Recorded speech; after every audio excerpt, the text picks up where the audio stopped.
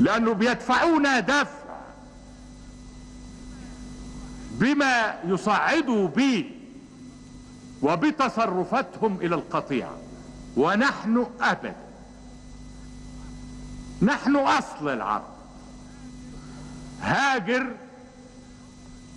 زوجة إبراهيم هي أم إسماعيل أبو العرب. هاجر مصرية، أم إسماعيل أبو العرب.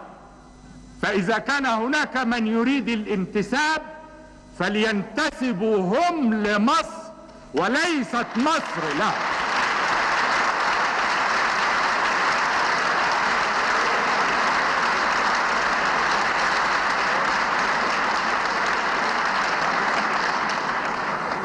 نحن أصل العرب، ولا داعي لتلك المناقشات عن انتماء مصر فرعوني أو لا. انتماؤنا عربي ونحن أصل العرب، وهم ينتسبون إلينا، لسنا نحن الذين ننتسب إليه.